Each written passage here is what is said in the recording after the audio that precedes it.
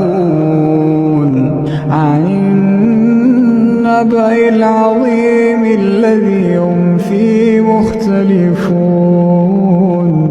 كلا سيعلمون ثم كلا سيعلمون ألم نجعل الأرض مهادا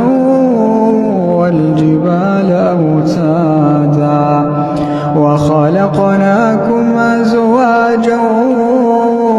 وجعلنا نومكم سباتا وجعلنا الليل لباسا وجعلنا النهار معاشا وبنينا فوقكم سبعا شدادا وجعلنا سراجا وهاجا وأنزلنا من المعصرات ماء ثجاجا لنخرج به حبا ونباتا وجنات ألفافا إن يوم الفصل كان ميقاتا يوم ينفخ في الصور فتأتون أفواجا وفتحت السماء فكانت أبوابا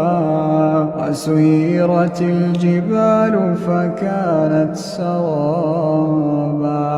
إن جهنم كانت مرصادا للطاغين مآبا لابثين فيها أحقابا لا يذوقون فيها بردا ولا شرابا إلا حميما وغساقا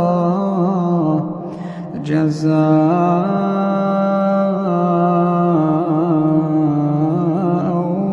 وفاقا إنهم كانوا لا يرجون حسابا